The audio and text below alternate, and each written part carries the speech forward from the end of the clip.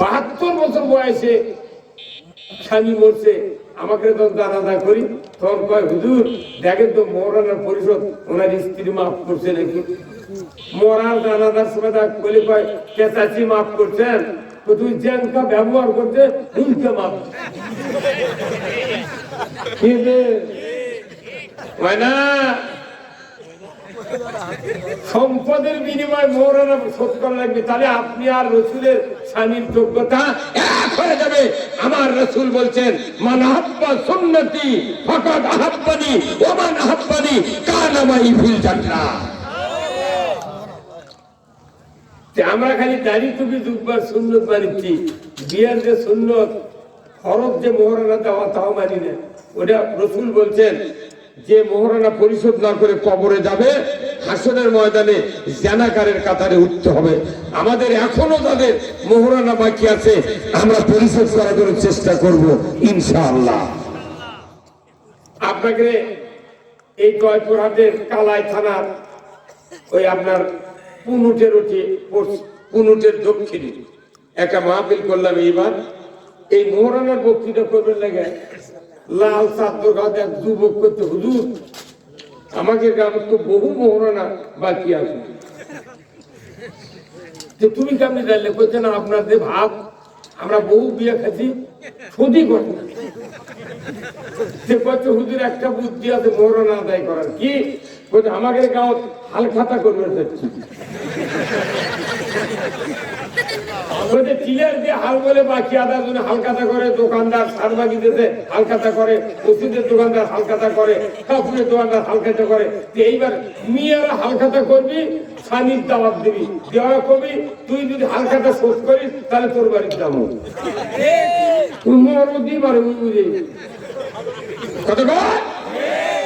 এখন কিছু কিছু স্বামী এই বক্তৃতা শুনে মনে মনে করছে এই হুজুরটা কি কাজে আবাদে দিবে রাস্তা হয় না। অনুরোধ করছি যতই ইবাদত করি মোহরানা পরিশোধ করিতেই হবে। বেদার হলেন আল্লাহর নবী ছিলেন সেই স্বামী। আল্লাহু আকবার। উনি একটা মসজিদের ইমাম ছিলেন, সেই মসজিদ উনি 10 বছর ইমামতি করছেন। 1 রাকাত নামাজ পড়লে কিয়ামত পর্যন্ত 50,000 রাকাতের কি ইমাম? ইমাম সরকার, ইমাম সেনাপতি, ইমাম রসুল, ইমাম যোদ্ধা, ইমাম নবী। যেখান থেকে হেঁটে হেঁটে উনি খুতবা দিয়েছেন মসজিদে নববীতে। এই 22 ফিট রাস্তা 11 ফিট প্রশস্ত। যারা হজ করে এসেছেন তারা দেখেছেন এই রাস্তাকে নবী, একজন রসুল, একজন সরকার হেঁটে আসার কারণে এই রাস্তাটা আল্লাহ রিয়াদুল জান্নাতে পরিণত করে দিয়েছে। সরকার হেঁটে যাচ্ছে এই জন্য জায়গা হতে জান্নাত। আর আমাদের দেশে সরকার হেঁটে গেলে কুত্তো শুয়ে থাকে।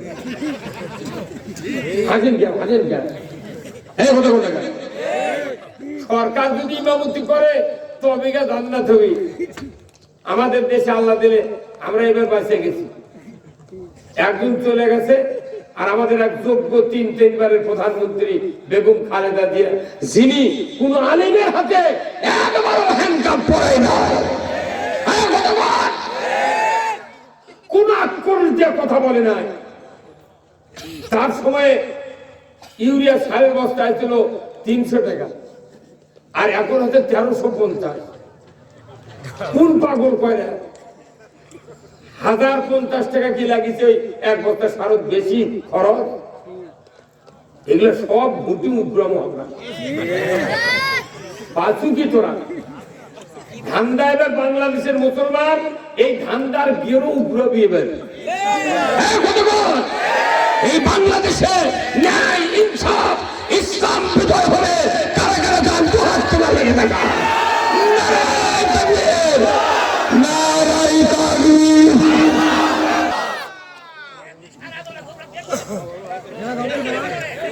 বদরের যুদ্ধের মতো আমাদেরকে সেনাপতির ভূমিকা পালন করতে হবে। আমরা বিগত দিনে দেখেছি এই বাংলাদেশে দিনের ভোর রাত্রে দিয়েছে। আর যেন দুঃসাহস কেউ না করো।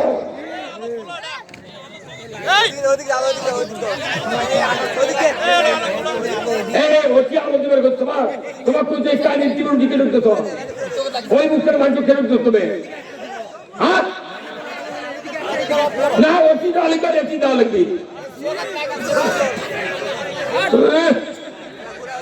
কাল সকালে আলো সেট করিস এর যত মাইকাল আছে এরকম আমি একদিন ট্রেনিং দেওয়াবো আর এর দেশে ইসলাম যদি কায়েম হয় এই সমস্ত এমপি যত হবি যে দলেরই হবি সেই দলের এমপি করে দাওয়াত দিয়া 2 দিন আমার বাড়ি গরু দিয়ে বস্তু দেখিলে ওর তো আগে কোরআন শুনাবো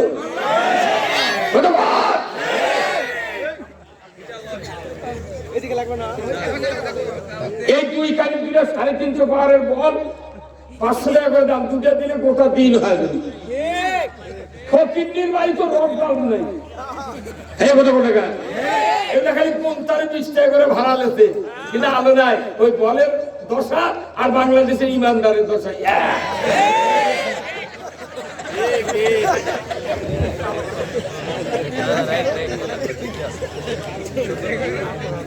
আজকের মাহফিলের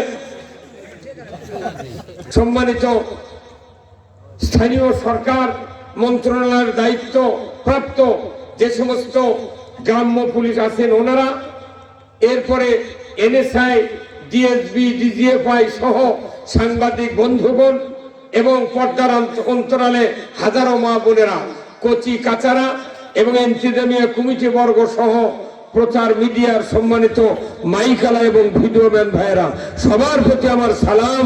আসসালামু আলাইকুম ওয়া রাহমাতুল্লাহি ওয়া বারাকাতুহু।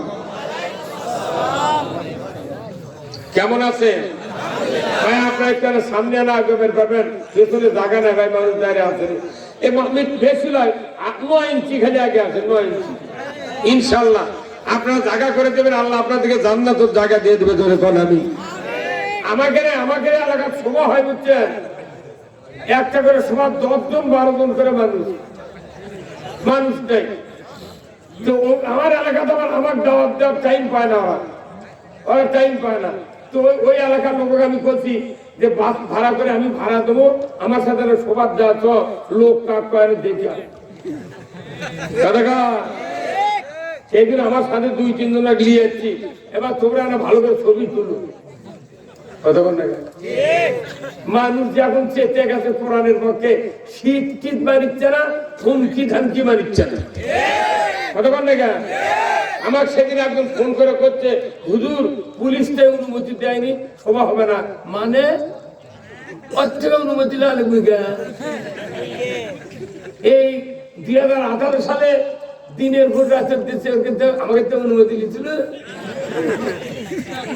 কতক্ষণ 14টা মামলা 15টা মামলা জেলখানা বছরের পর বছর থাকিছি, আমাকে তো অনুমতি নেই, আমাকে জেলে ঢুকেছি।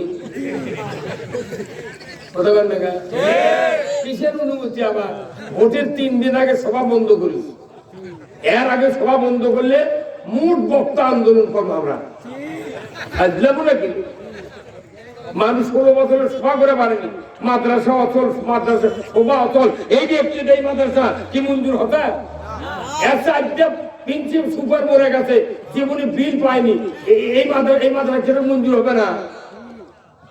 কথা কর পয়লা চান্স হবে বাংলাদেশে ইসলাম যদি ক্ষমতায় দিতে পারেন, এখানে আগে একটাই মাদ্রাসা পাইকারি দামে সরকারি করা হবে। যতদিন থেকে মাদ্রাসা হয়ে আছে ততদিনের বেতন হবে তোমার। মেয়ে মানুষ সরাবের চাকরি করছে, 43,000 টাকা বেতন পায় ম্যাট্রিক পাস করে।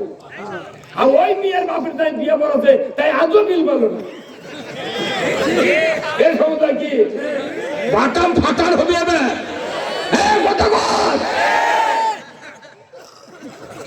একটা ডিসির বাসে কোনদিন চৌকিদারও নামাজ পড়েনি একজন, অথচ ওই ডিসির বিয়ে পড়াতে মসজিদের ইমাম, টিওনোর বাপের বিয়ে পড়াতে মসজিদের ইমাম, এমপির বাপের বিয়ে পড়াতে মসজিদের ইমাম। এই 3 জন যদি সরকার বলতো যে স্যার আমাদের বাপের বিয়ে পড়াতে যে হুজুররা, তারপরে আমরা জন্ম নিছি, আমরা বেতন পাচ্ছি 1,90,000 1 লাখ, আমরা আপনাদেরকে বলছি, যারা আমার বাপের বিয়ে করেছে এর থেকে বেতন মাত্র 500 টাকা। 500 টাকার ইমাম দিয়ে বিয়ে করে নিয়ে ওই সোল পাচ্ছে 1.5 লাখ টাকা মাস। ওই ডিসিএমপি আর ওই কি যদি বলতো সরকারও যে ওর থেকে বেতন না দিলে তোমাকে কোনো কাজ আমরা করবো না, সরকার বেতন দিতে বাধ্য। এই কথা